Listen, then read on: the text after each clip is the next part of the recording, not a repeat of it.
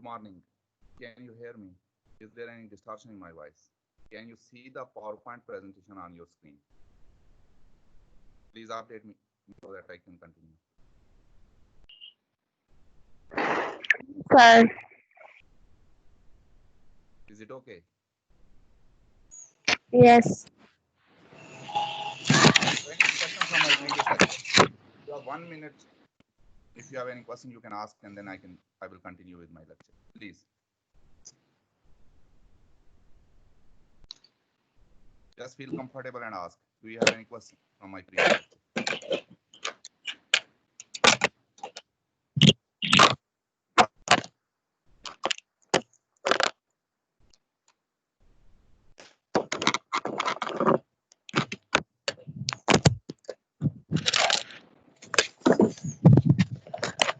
Okay, if you do not have any question, we're going to continue where we left. And there is someone who just left his or her mic unmuted. So please mute the mic until unless you have some question. So we were discussing symbiosis when two organisms they live in close association with each other. And there are four major type of symbiotic interactions. The first one is phoresis. It's simply traveling together. There is no physiological and biochemical dependence. For example, if bacteria sticks to the leg of a fly, the fly carries that bacteria from one place to another place. And bacteria uses that fly to transport it from one place to another place. And there are so many infections of bacteria that are related to that. Then those bacteria, they stick to the legs of fly, and fly eventually goes to some food items, and then ultimately those infections, they got transmitted. But in this kind of association, the bacteria and fly, the bacteria is not dependent on fly for its function. There is no transfer of nutrients between the bacteria and the fly. The only interaction is that bacteria uses the fly for its transportation.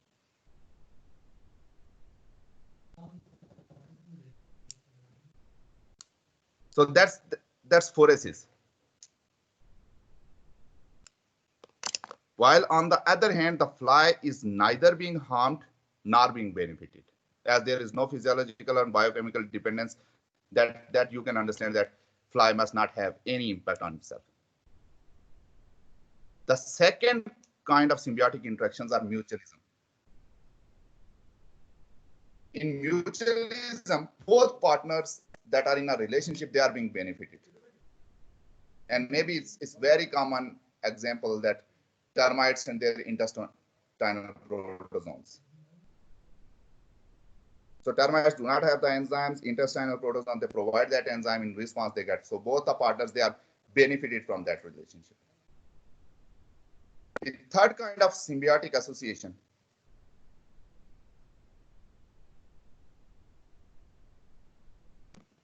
it's not switching, okay.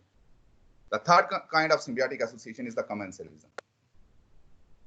In commensalism, one partner is being benefited while other is neither benefited nor harmed. So one partner will get some benefit and other partner will not be benefited. So we will not, during this course, we will not going to consider any of other these three associations.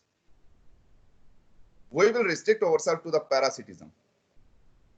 It's a relationship in which one organism is being benefited while the other organism, we name it as the host, is being harmed. So parasites, the word parasite, it emerges from this word. It's a symbiotic association. We name it as the parasitism. So now we're going to continue with some basic terminologies in parasitology, so you do not have any problem in this course. We can classify the parasite where they are living. There are endoparasites and the ectoparasites. Endoparasites, they live inside the host, while ectoparasites, they live outside the host. Outside means they live on the surfaces. When it comes to the endoparasites, means the Leishmania fasciola, Leishmania parasite stays means sometimes it causes cutaneous leishmaniasis, sometimes it causes visceral leishmaniasis, sometimes it causes mucocutaneous leishmaniasis. Fasciola hepatica lives in the liver of its definite host. So once again, it is lived inside. All those intestinal parasite examples, they are all endoparasites. While when it comes to the ectoparasite, we restrict ourselves to the ticks and mites and sometimes lice infestation. So when it comes to a pathology that is being caused by an endoparasite, we name it as the infection. While we use the word infestation, when a parasite that stays on the body like ticks, mites, lice, they do not penetrate inside, rather they stay on the surface. So we use the word infestation for them. So we can classify the parasite on the basis where they are living, ecto and endoparasites. Another way to classify the parasites is either they are obligate parasite or facultative parasites. Obligate parasite means it becomes a compulsion for them. The host is compulsion for their survival. Those parasites, they cannot survive without their host. While facultative parasites, they have an option. Sometimes they live as parasites, sometimes they live as free living organisms. So that is another criteria to classify the parasites. Sometimes we classify the parasite as, there are two terms, accidental and erratic parasites. As I told you, that parasitism is a symbiotic association where parasite interacts with the host. There is one phenomena that comes with the parasitology, that parasites, they are specific for their host. Although some parasites, they are very, very specific, while others, they carry with some options. Accidental parasite is a word we use when a parasite attacks an unnatural host that is not its real and manages to survive there. So normally parasites do not attack that host, but on occasions, what happens that parasite of another animal, eventually they came across with another and they manages to survive there. Not only survive there, but that not, although that is not their specific host, but still they manages to survive and they can cause infection. There is another term we use, erratic parasite. Erratic parasite, they wander in the body of host. What do we mean by this? That we have certain things. For example, fasciola hepatica lives in the liver. That's the specific site within the body of its definite host. When it comes to the entamoeba infection, entamoeba, the definite site, the primary site where entamoeba histolytica causes infection is the large intestine. That is specific site. And entamoeba histolytica is tailor-made to survive in that specific place. But what happens that on certain occasions, the parasite leaves its definite spot, leaves its specific spot, and eventually it enters into the another part. For example, entamoeba histolytica, that is an intestinal parasite. It may able to enter into the liver or lung of humans. So when a parasite leaves its specific site and wanders here and there, we use the word erratic parasite for them.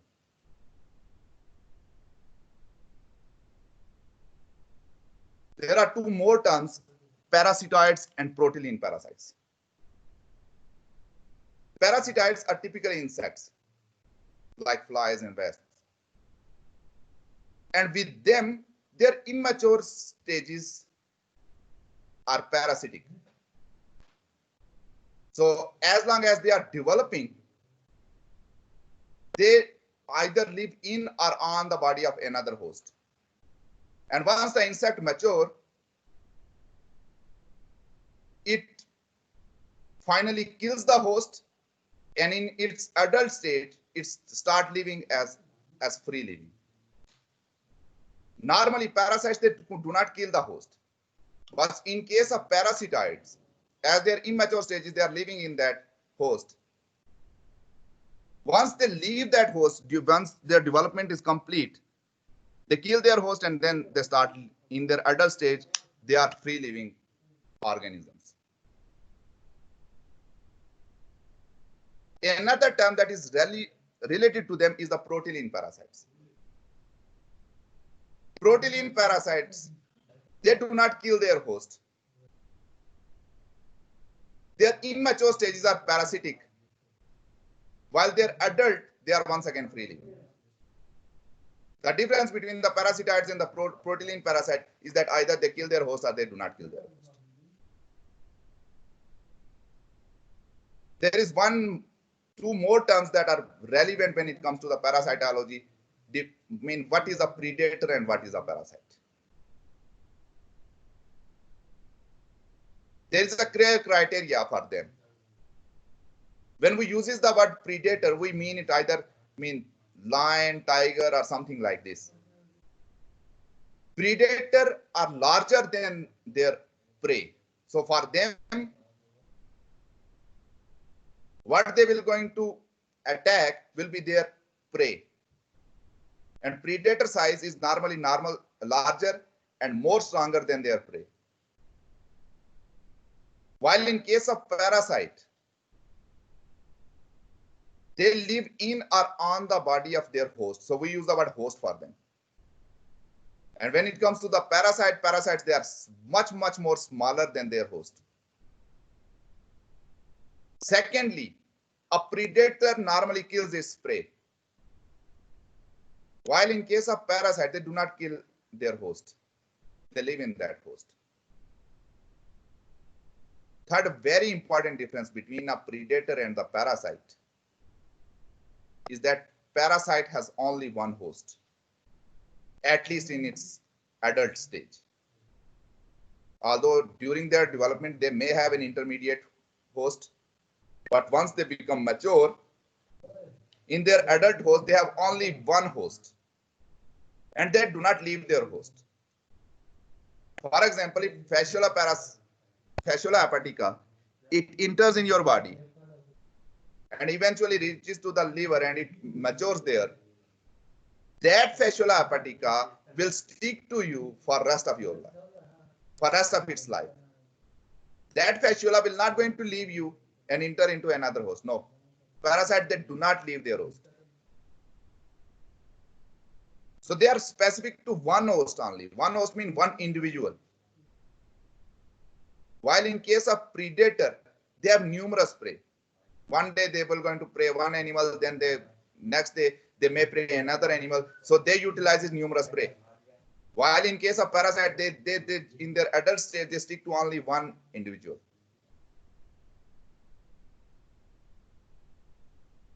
Another difference between a predator and a parasite is that parasite is symbiotic.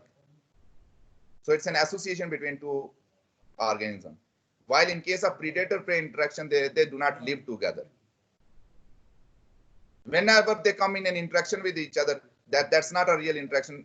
What will going to happen? That predator will going to kill its prey. So I want to ask you a question. What do you think about mosquito? That's the most common example. What is mosquito? And mosquito lives in an association with human. Okay, I agree with this. So when you relate a mosquito with human, what kind of, how are we going to define a mosquito? Is it a predator or a parasite?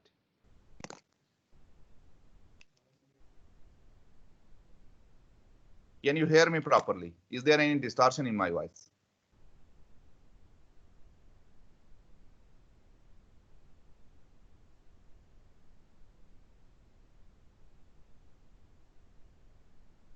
Saqib bhai, can you hear me?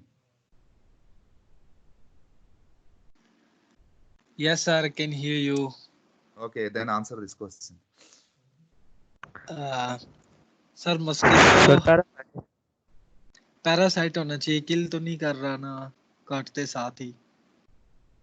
और sir size भी small होता है। So, but on the other hand, when we use the word parasite, we say that parasite restricts to a single individual host.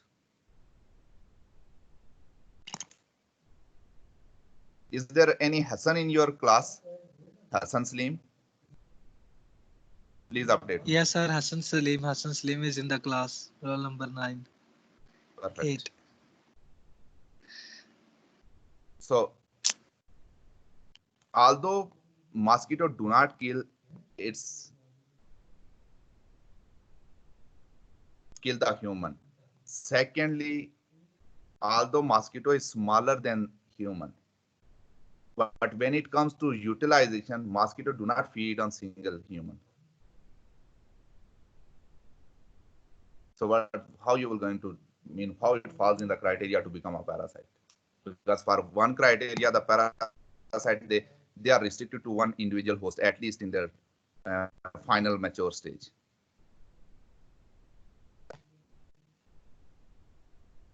We cannot declare them as predators because they are much more smaller than the human.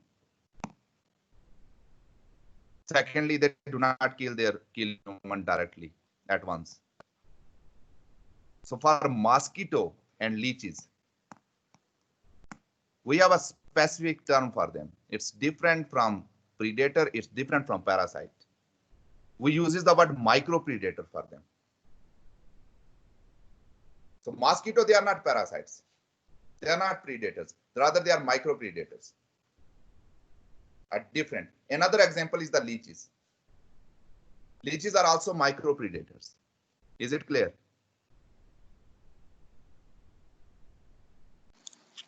Yes sir. Yes sir. So when we discuss the parasite, we have the other organism that lives in an association with the parasite is always the host. So hosts is an organism in which parasite live in or on. Secondly, host is always loser in this relationship because host is harmed by the parasite. Normally, the host is larger than the parasite. And when it comes to the life cycle of a parasite, most of the time, sometimes a single host is involved. For example, Entamoeba histolytica has a direct life cycle. So it do not involve any intermediate host. Think about the Giardia parasite. It do not involve any intermediate host. So direct life cycle. Once it leaves the eggs, they are released through feces. So those eggs, they go to the environment.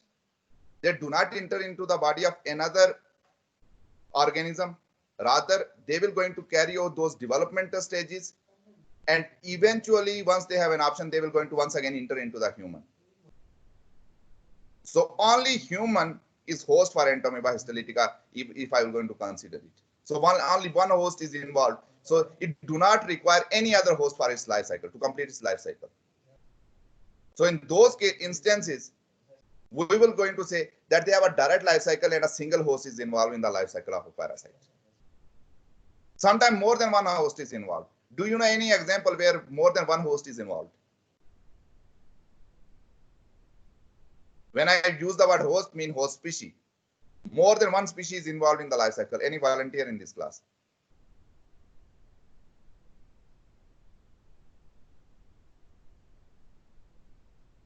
Ladies and gentlemen, please update me. Do you know any parasite whose life cycle involves more than one host species? And both more than one host species, so if it is two species, they are both compulsory to complete the life cycle of parasite. Do you know any example?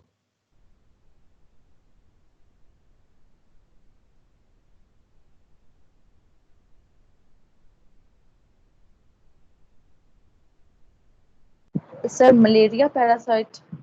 Yes, malaria parasite involves more than one. One is the human and other one is mosquito. Any other example?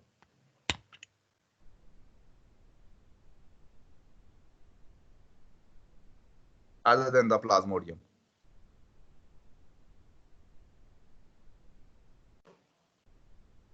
Think about the fasciola parasite.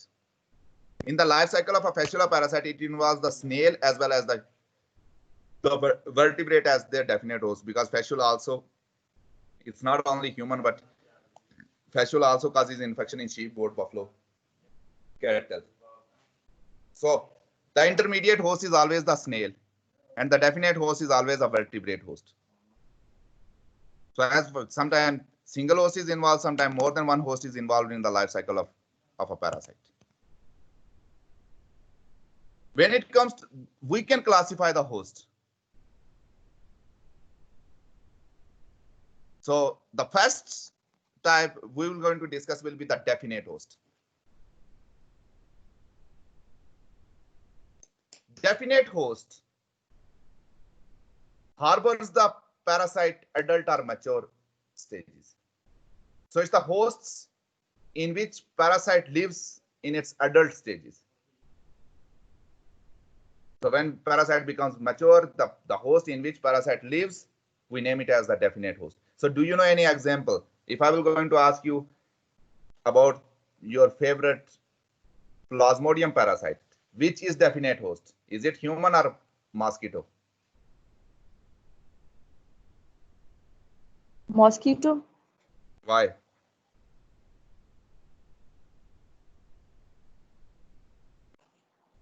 Because वो developmental stages mosquito के अंदर complete करेगा और फिर वो human को attack करेगा. I just, whatever I know for definite host, that definite in mean the hosts in which the parasite lives during its development is not definite host. Rather, in the definite host, the parasite live as an adult parasite. So अगर उधर developmental stages में रह रहा है तो it's not possible.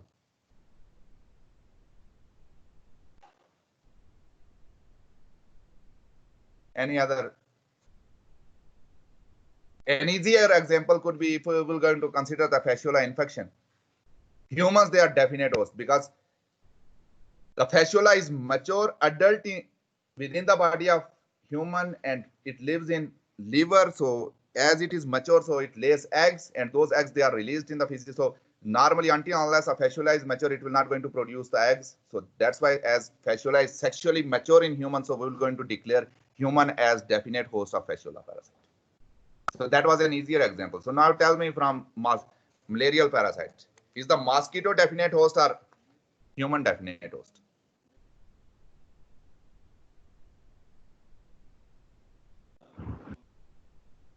Mosquito, sir. How you will going to declare a mosquito, or mean on which grounds you declare the human as definite host?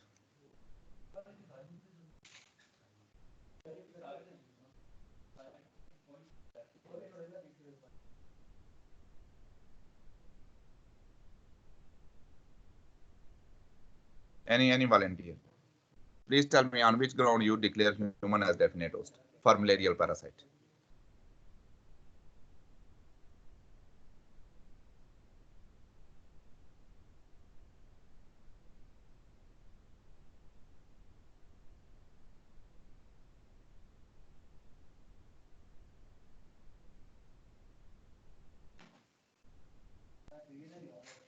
No response from you people. So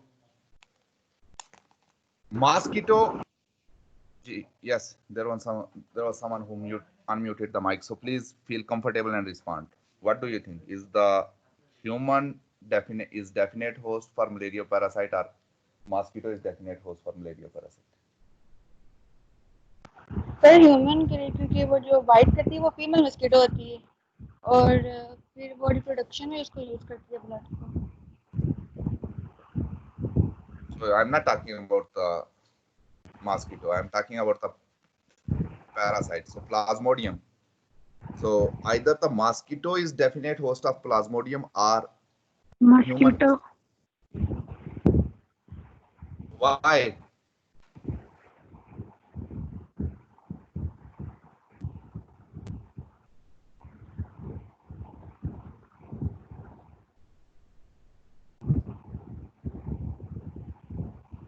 It has a very simple answer. Anyone who wants to answer this question? It was a wake-up call for you people.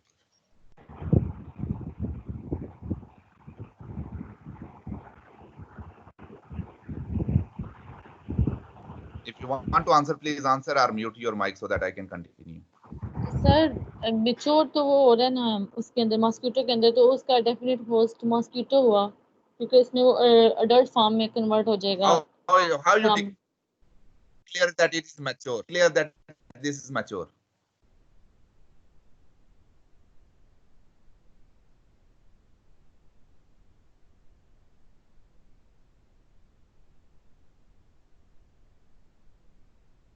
Please feel comfortable and respond.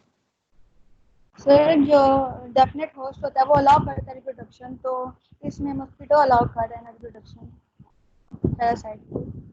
Yes, that I agree with your explanation that when a parasite is mature, it will undergo, if it involves in its life cycle, so it will undergo sexual reproduction. So if you do remember a little bit from the life cycle of Plasmodium parasite, sexual reproduction, that is the microgametocyte and the macrogametocyte. Sexual reproduction takes place within the body of mosquito. That's why we declare mosquito as definite host and humans as intermediate host. We declare human as intermediate host because there is no sexual reproduction going on in human. In human, it's only the asexual reproduction. Whether they are merozoites, whether they are sporozoites, they all undergo asexual reproduction in human.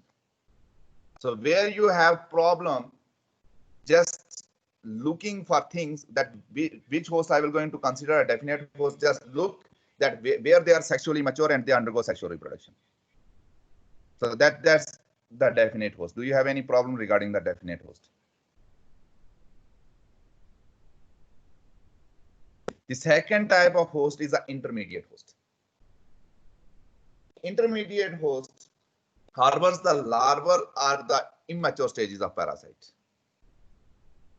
We declare those stages as immature because there is an asexual reproduction going on there. So when you look at the life cycle of a fasciola parasite, snail is an intermediate host.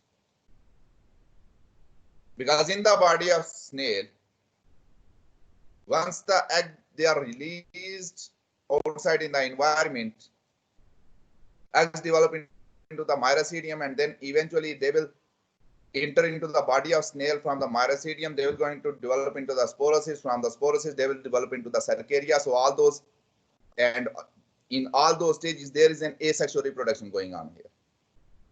So snail is an intermediate host for fasciola parasite. So in order to qualify to become an intermediate host, it is compulsory that a parasite undergo development. But that development must include asexual reproduction. There should not be any sexual reproduction, because once a parasite becomes sexually mature, it must need to involve a definite host. Another term that we use for the host is the paratenic host.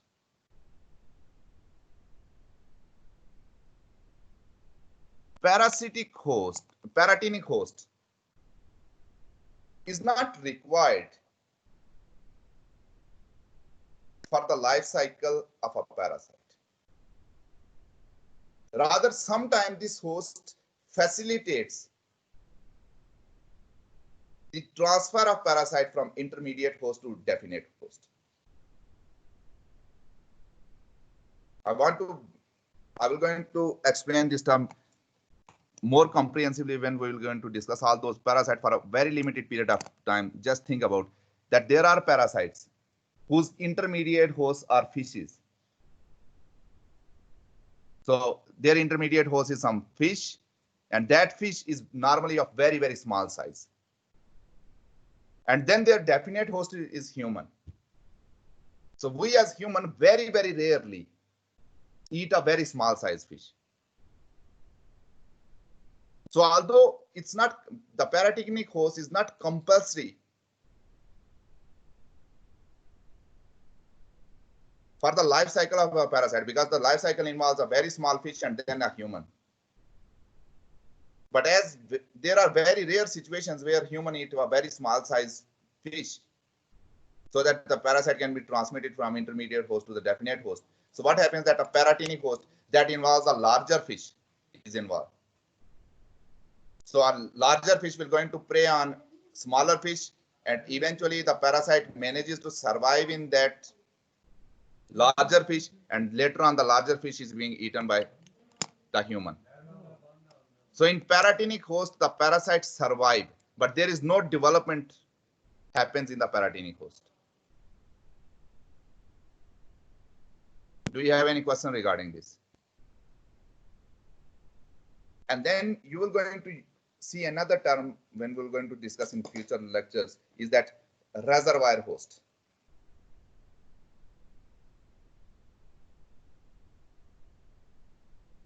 We use the word reservoir host when we are discussing the medical parasitology.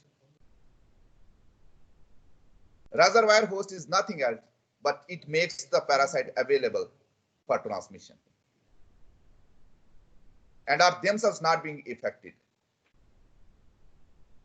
For example, there are infections where human is the definite host, and in those instances, most of the time it involves a direct life cycle and only one host is involved, is required for the life cycle of that parasite. So, okay, sir, please repeat the paratenic host. Okay, I will going to switch back to my previous slide and then I will going to explain.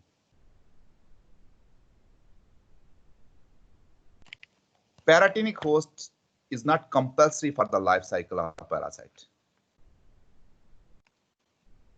but it facilitates the transmission of parasite from intermediate host to the definite host. Although it is not required for life cycle because there is no development of parasite going on in paratenic host. And I use the example of the very small fish as intermediate host and humans as definite host. So as humans do not eat very, very small size fish, so if there is no paratenic host involved, the transmission of parasite from intermediate host to definite host will be very, very rare.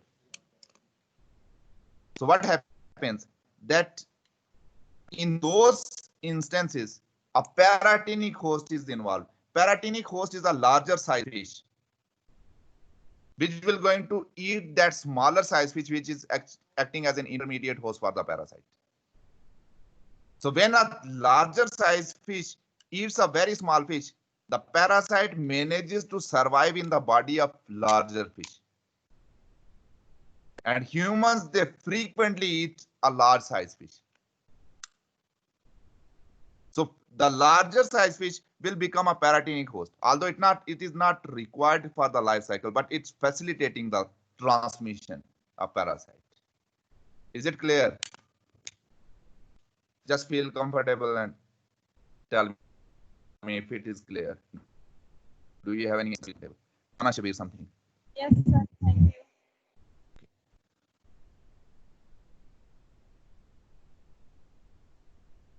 So we were discussing the reservoir host.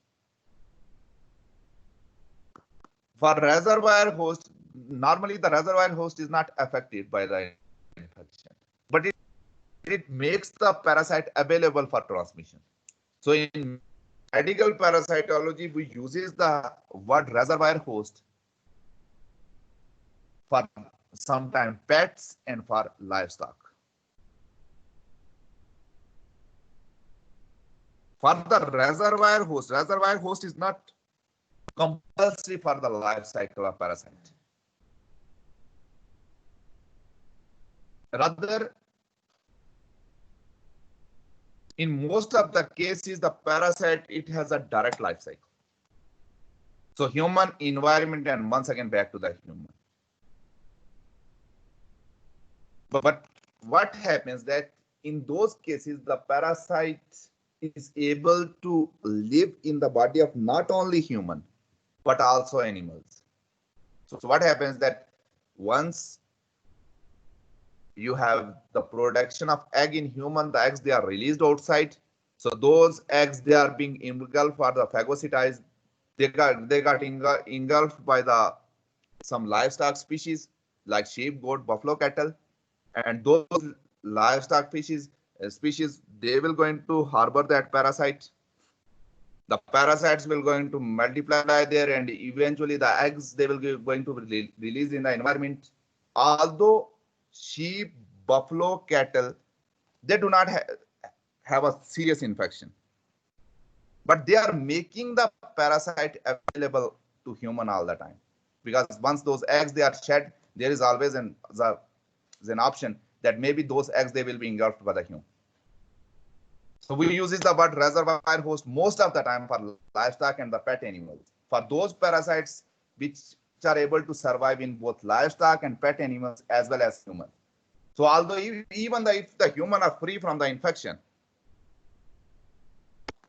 even in those cases, maybe it's the livestock that will be shedding those eggs, and those eggs, they are causing infection to the human population again.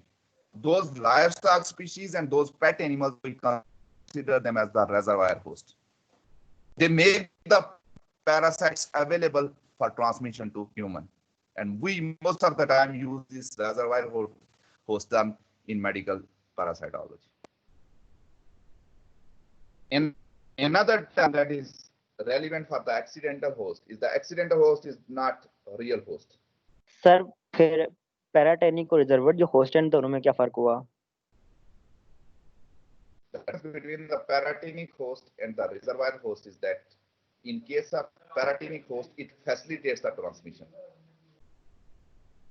because very rarely very small size fish, they are being preyed by the human. But reservoir host has a different concept. Reservoir host, what happens that when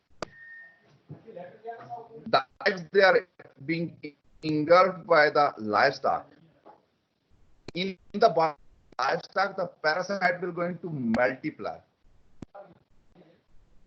What do I mean by this? That in the body, once a parasite enters into the body of livestock, the parasite will going to develop into the adult stage. And once a parasite develop into the adult, that development do not happen in paratenic host. And once it develops into the adult stage, what will going to happen that it will going to shed the eggs. And those eggs, they once again move to the environment. And those eggs, now they are causing infection to the human. So in these situations, it's not the human that introduced the infection to the community. Rather, there was a livestock or pet animal that was infected. And that pet is shedding infection. And in that case, the parasite must require to share its host. I mean, the parasite must need to able to cause infection both in human as well as in livestock or pet animals. So in reservoir host, there is development occurred. In reservoir host, the parasite matures into the adult stage. In reservoir host, it will going to shed the eggs, and those eggs, they contaminate the environment, and eventually they facilitate the transmission. That's why reservoir, it makes the parasite available. And for those parasite where reservoir host is involved, even if all the human population is clear from infection, still there is always a possibility that maybe a livestock species will going to shed the eggs and they will introduce the infection to the human population. That is not true for the paratenic host. Parasitenic host, in the parasitenic host, the parasite do not undergo any development. In parasitenic host, the parasite as do not develop, so it will not going to mature in the parasitenic host. As it will not going to mature in the parasitenic host, the parasite will never going to shed the eggs outside. Rather, in parasitenic host, the only thing that happens is that parasite manages to survive. While in reservoir host, the only difference is that the parasite in the reservoir host, the parasite is able to grow, develop into the adult stages, and eventually it will start producing the eggs. Those eggs, they got released. So it's like a reservoir. It has potential to transmit the infection to the human population. It has the potential to cause an outbreak. It has a potential to even cause an epidemic. Gentlemen, do you have any question? Just feel comfortable and ask. Is it clear? Yes, sir. Clear. Are you sure? Yes, sir. So now we're going to move to accidental host. One more thing, I will going to add to my argument regarding the reservoir host, that in order to qualify to become a reservoir host, there are two basic conditions. That parasite must be able to survive, not only survive, but also to develop into the adult stages, both in human as well as in livestock. If the reservoir host is livestock, if the reservoir host is some pet animals, in that case it becomes compulsory that very similar to the human, it must need to able to enter into the body of pet animal, and then it must require to develop into the adult stages, and then eventually it's a compulsion that it must need to produce the eggs. Is it clear now? Just feel comfortable and update me. Do you have any confusion? Can I continue with my lecture, gentlemen? Yes, sir. You continue. Thank you. So accidental host is not the normal host for the parasite. Rather, by chance, the parasite encounters the host and it is able to enter into the body of host. Not only it able to enter into the body of host, that is not its normal host, but it's also able to survive there. So, giving you an example, for example, if some parasite is the wildlife is the normal host, maybe it's either tiger, it can be lion, it can be any other wild animal. If wild animal is the real host of a parasite,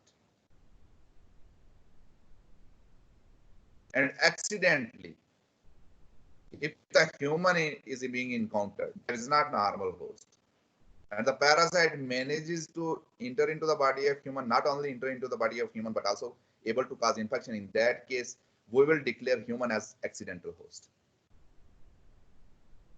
That term become important in case of accidental host, that as accidental host has no previous exposure to the parasite, as this parasite is not normal parasite for the accidental host. So in the accidental host, if there is some infection, the infection is very, very severe.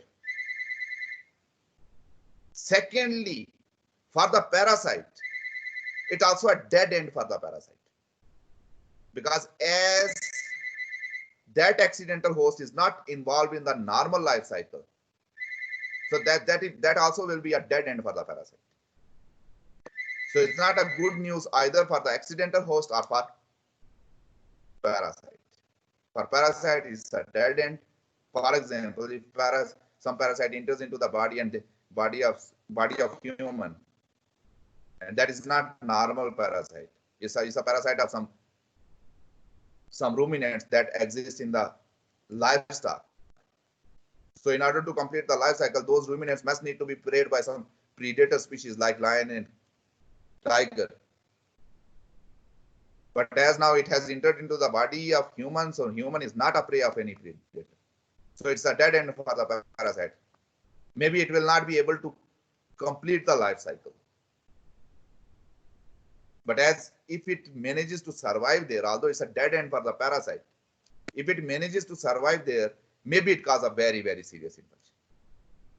A lot of people, they died whenever they encounter some parasite that is not their normal parasite, because no one knows what happened to them. Because we diagnose people for their normal parasites. Is it clear now? So the host that is not normal host is an accidental host.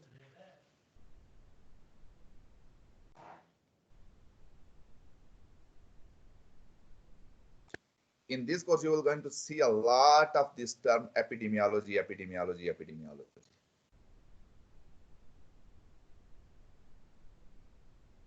Epidemiology deals with the complete biology of a disease.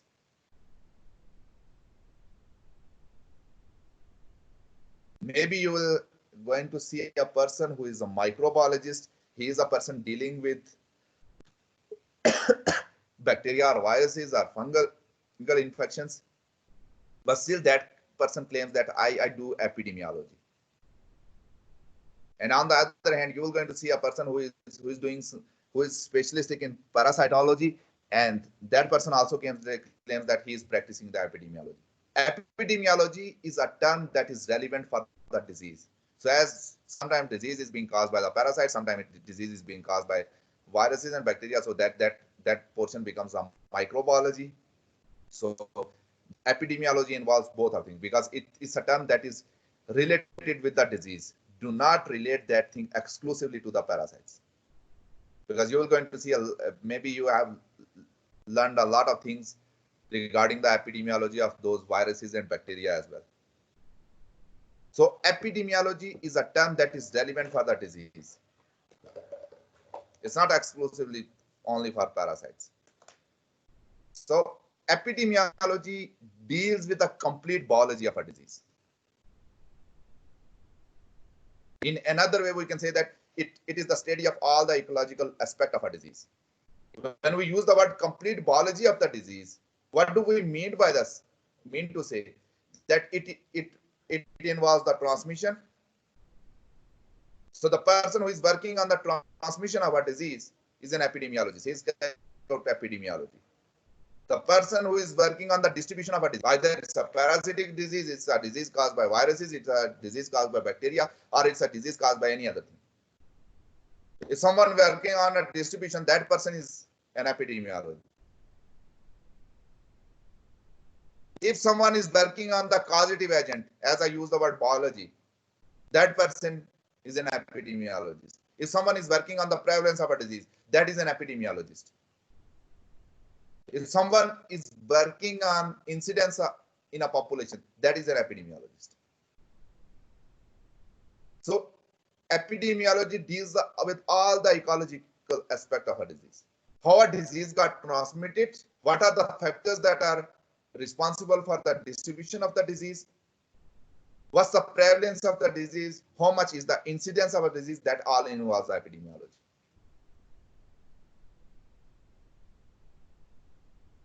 So from the epidemiology, we have two new terms. Maybe it's this, at least incidence is a new term. Maybe it's a new term for you people. So what is prevalence? Prevalence refers to the what fraction of the population is affected by the disease. So prevalence, we calculate the prevalence is very, very simple. For example, if out of 100 people, if 10 people are affected by the disease, in that case, it will be 10 divided by 100 multiplied by 100. So it will be 10%. If 20 people are positive for the disease out of 100, that means the prevalence of disease is 20%. What fraction of population is positive for the disease? While when we are discussing the prevalence, there is another term. We name it as the incidence of the disease. incidence is different from prevalence. Incidence refers to the number of new cases of a disease during a specific period.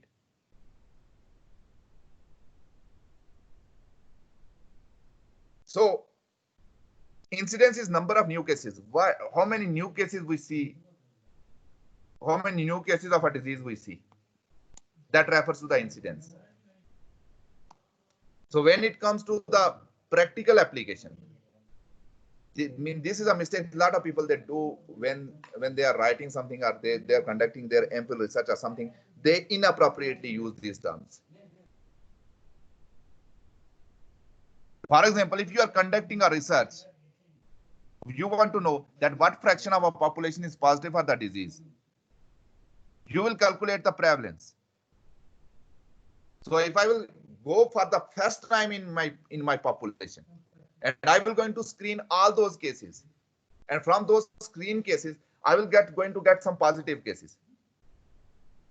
Those all cases will be my prevalence, because I do not know which are new cases and which are previous cases. So when you go to the community to screen a disease for the first time, you always calculate the prevalence. But if you want to know about the incidence, if you want to know about the number of new cases, it becomes a compulsion for you that first you need to screen everyone. That will be your prevalence. That you screened everyone and you just tagged every previous case. So you know every previous case of a disease. So after screening a population for the first time, and now you know all those previous cases. If you will go to the community for the second time after some time, now you can calculate the incidence, because you know which were previous cases of a disease, and now if you report some new cases, those new cases will be incidence. So in order to calculate the incidence, it's compulsion that you need to have information of the previous cases when your time interval will going to start. And then after some time you will go there and then you will going to screen for new cases. So incidence is number of new cases, it's not prevalence. So whenever you will going to conduct, maybe if you will going to conduct any research during MPhil on any disease, please do not use the word incidence, because you are going to the community for the first time. But if you screen the community for the first time and then you wait for 3 months, and during those 3 months, you know which are previous cases, and then you go to the community and you know how many new cases are there, in that case, you can calculate the incidence. For example, if there are 10 previous cases, if you screen 100, there are 100 people in our community. So if there were both those 10 previous cases,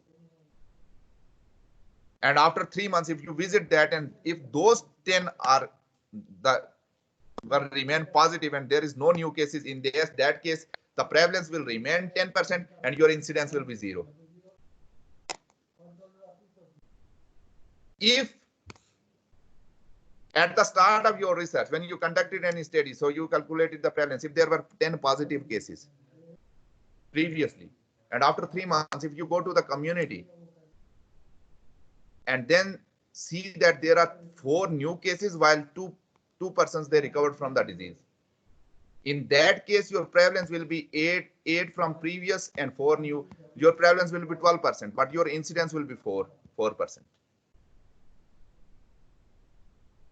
Because you cannot include the word 10, because from the 10, 2 recovered. So the new cases will be 4. So your incidence will be 4%. If you go to the community, all those 10 people, they recovered, but there are 5 new cases. So in that case, your prevalence will be equal to the incidence, because there are 5 cases in the population. So it will be 5%, but they are all new cases. So incidence will be 5%. So it's possible to have the prevalence equal to the incidence. The only thing I want to tell you is possible to have different prevalence and different incidence. But only one thing you need to know, that incidence cannot be greater than prevalence. Sir equal कैसे होती है, repeat कर दें. For example, if you go to the community and there were 10 people that were previously infected. Is it clear? And then all those 10 people, they recovered during your time period. For example, if it was 2 months or 3 months. So if all those previous cases they were recovered, so there is no previous case. And then you go to the community and you see 5 cases and they are all new cases. While all previous cases they got recovered.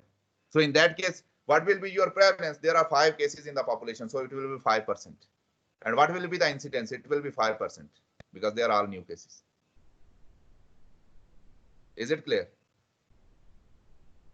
Incidence Yes, can be equal to prevalence. Incidence can be less than prevalence, but only one thing: incidence cannot be more than prevalence. Is it true?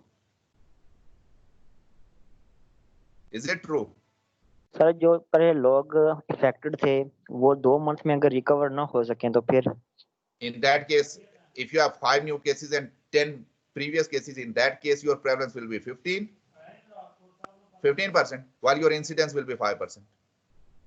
Because prevalence is what fraction? You do not take care whether they are new cases or old cases. For incidence, you have to know that about the previous cases. इसलिए पहली दफा for the first time when you go for a survey, you cannot calculate the incidence. You can only calculate the prevalence. And when you already know about all those previous cases, now you can calculate the incidence. Is it clear now? Do you have any question? Anyone? Do you have any question? Just feel comfortable and ask. Saqib bhai, how are you? Yes, sir, I'm fine. क्या हालात हैं? गर्मी है? बहुत ज्यादा sir. Any question? You have 2 minutes and then I will going to dismiss the class. If you want to ask anything, please ask. तो कितनी है गर्मी में? उधर क्या नाम है इसका? डडियाल में? जी सर, रडियाल में. आपको सुबह सुबह जगा दिया है ना? खैर है सर.